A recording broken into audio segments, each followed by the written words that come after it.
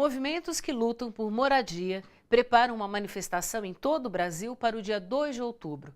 O objetivo é protestar contra a decisão do governo Temer de não destinar recursos no orçamento de 2018 para a faixa de renda mais baixa do programa Minha Casa Minha Vida.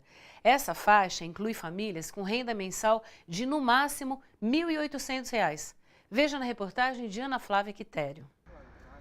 O sonho da casa própria parece cada vez mais distante para milhões de brasileiros de baixa renda. Na proposta orçamentária do governo de Michel Temer para 2018, a faixa Moradia Digna, voltada a programas de habitação popular, como Minha Casa Minha Vida, não recebeu nenhum centavo de investimento. A proposta orçamentária depende agora de análise e aprovação do Congresso Nacional. O exemplo mais gritante, que a gente não tinha visto nunca até hoje, foi zerar a rubrica, não destinar nenhum centavo para a moradia. E também para as urbanizações de favelas, que também é outro componente importante do Moradia Digna e fundamental para que as obras possam acontecer nas favelas mais precárias do país.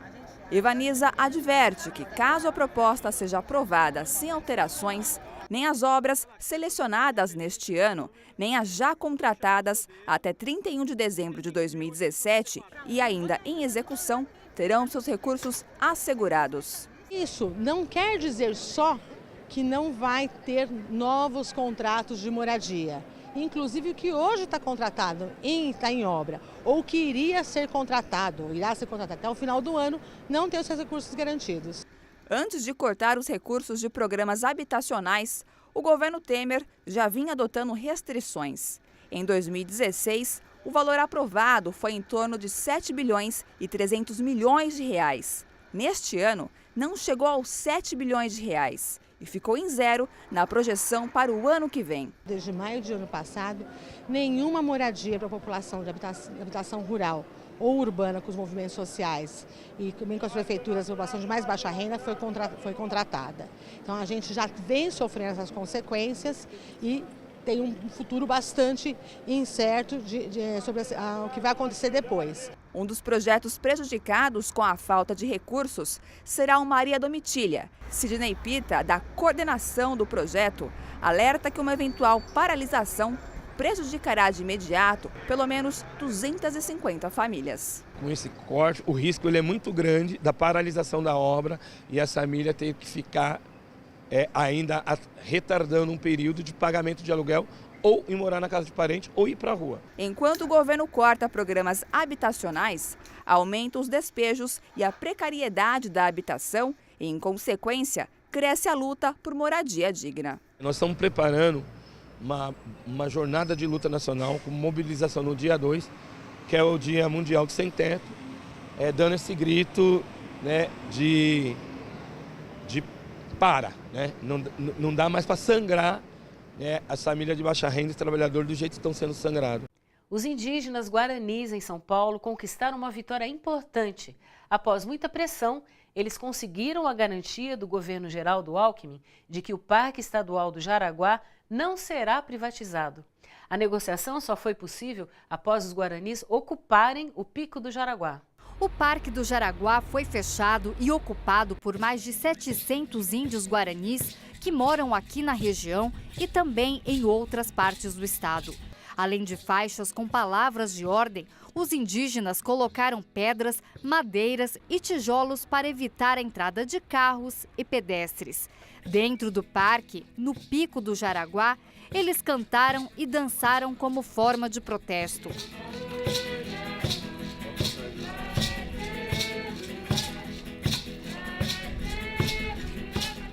O povo guarani quer impedir que o governo Geraldo Alckmin coloque o parque à venda.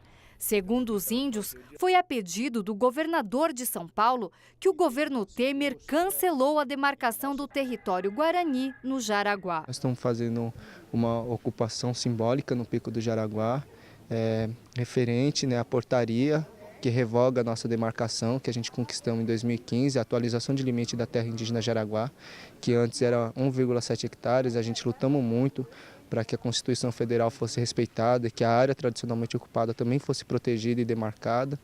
Então, quando a gente conquistamos esse direito, agora com essa nova gestão do governo, eles fizeram algo que nunca tinha ocorrido no Brasil, né, que é revogar uma demarcação, voltar atrás com uma demarcação. Para os índios, a Declaração da ONU sobre os Direitos dos Povos Indígenas é muito boa, mas não é aplicada no Brasil.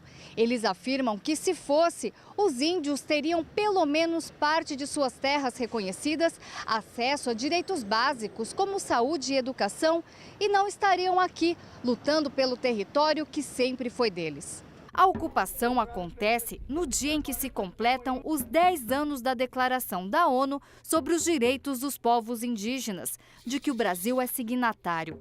Para esta socióloga, que é da etnia Funiô, a data não é de comemoração, porque o principal direito do índio, que é a terra, não é respeitado. A gente tem a portaria que revoga a demarcação do Jaraguá, uma portaria que paralisa o processo de demarcação de 748 terras indígenas, a gente tem mais 660 terras indígenas que precisam ser demarcadas no Brasil, uma concentração de 46% das terras brasileiras na mão de 1% da população. Então eu acho que em termos práticos não dá para dizer que a questão indígena avançou muito, né? A gente continua falando sobre a busca de direitos por populações invisibilizadas. As comissões de direitos humanos e minorias da Câmara dos Deputados e do Senado Federal estiveram em São Paulo para apurar denúncias de violações dos direitos da população de rua e dos que vivem em ocupações na capital paulista. O objetivo é ouvir relatos para construir projetos de lei de proteção dessas pessoas. Eu estava desmontando minha barraca, o que eles fizeram? Me deram cacetada, juntou 10 policiais para bater em um cara só. Só porque eu estava desmontando uma barraca para eu poder ir embora. Essas são as palavras de Atair Luiz da Silva, que vive há 8 anos nas ruas da capital paulista.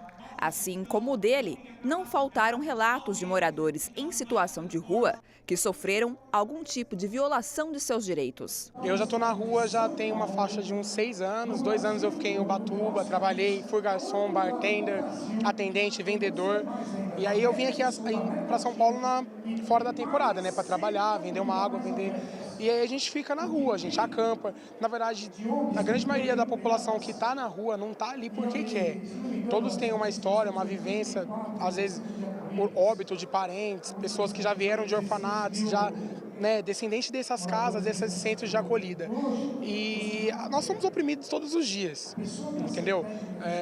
Eles usam, né, da autoridade, da polícia militar para abordar a gente, levar as nossas coisas, cobertores, muitas vezes nos agridem, entendeu? Joga droga na gente para dizer que nós estávamos com drogas, forja crimes, como se a gente tivesse roubado. Os relatos aconteceram em reunião promovida pelas Comissões de Direitos Humanos e Minorias da Câmara dos Deputados e do Senado Federal.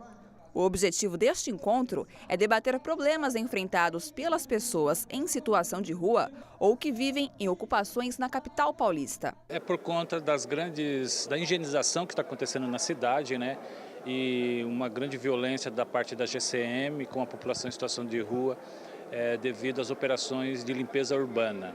E nós temos visto também não só a GCM, como também a Polícia Militar e até a Polícia de Choque e o Corpo de Bombeiro na atuação dessas operações de limpeza, né? Para mobilizar um contingente desse tamanho, a questão é bem problemática. Responsável por chamar o debate, a senadora Gleisi Hoffmann relembra os atos de violência contra quem vive nas ruas, como a desocupação da Cracolândia, episódio em que o poder público chegou a demolir imóveis com pessoas dentro. Eu nunca passei fome na vida. Eu não sei o que é passar fome. Eu não sei o que é morar na rua. Eu não sei o que é viver na calçada. Eu sempre tive família, eu sempre tive condições de viver. Então, para mim é difícil vir aqui e falar qualquer coisa para vocês, porque vocês sofrem na carne, vocês passam fome, vocês estão na rua, vocês estão sendo humilhados, vocês estão sendo desrespeitados. Quer dizer, os relatos que tem aqui do que fazem com a população em situação de rua é uma coisa absurda. Para a presidenta da Comissão de Direitos Humanos e Legislação Participativa do Senado Federal, Regina Souza, a CDH existe para garantir voz a quem nunca consegue ser escutado. Por isso, o encontro é tão importante. Em 2015, nós fizemos uma audiência pública sobre população de rua e a intenção maior era fazer andar um projeto de lei. E esse projeto não deu um passo na Câmara. Aliás, deu porque a relatora fez o relatório, mas até hoje não conseguiu pautar esse relatório na comissão. Então, a gente vamos percorrer, tomar um banho de realidade, percorrer, ouvir, para ver se chegando lá, a gente mostrando o que a gente ouviu aqui, desses vídeos, a gente vai tentar passar lá na comissão para mostrar a necessidade de se dar atenção a essa população. A gente fala agora sobre esporte como ferramenta de inclusão. Teve início a 4ª edição da Copa dos Refugiados.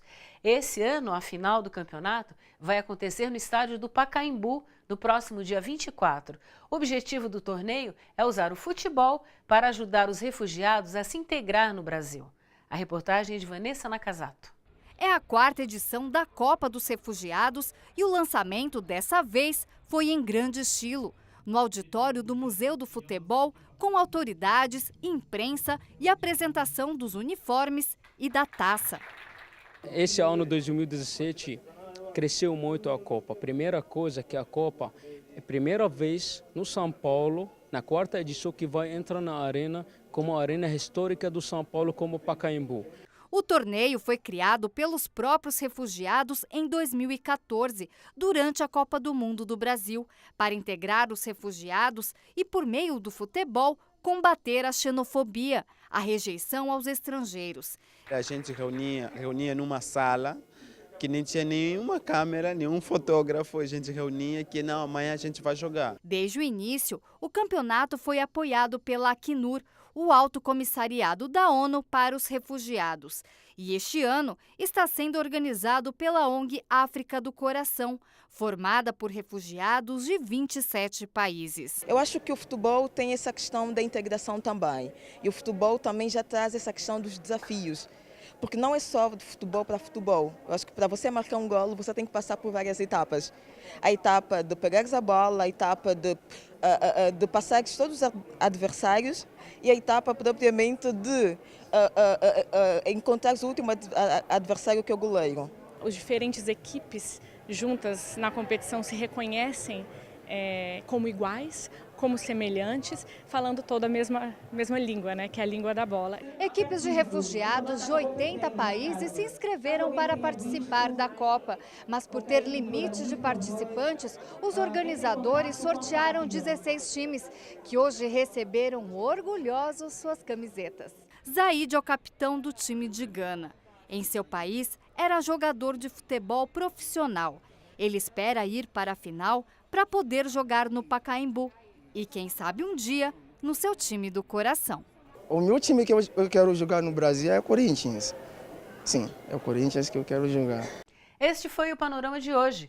Você acompanhou aqui a luta dos trabalhadores metalúrgicos nas ruas contra os retrocessos do governo Temer e nas campanhas salariais contra a retirada de direitos. Viu também a vitória dos povos indígenas do Jaraguá, em São Paulo, que, após pressão, conseguiram a garantia de que o governo não vai privatizar o Parque do Jaraguá. E a Copa dos Refugiados, que a partir do futebol quer integrar e acabar com preconceitos e xenofobia. No Panorama é assim, informação voltada ao trabalhador com ponto de vista dos direitos humanos e da cidadania. Até semana que vem.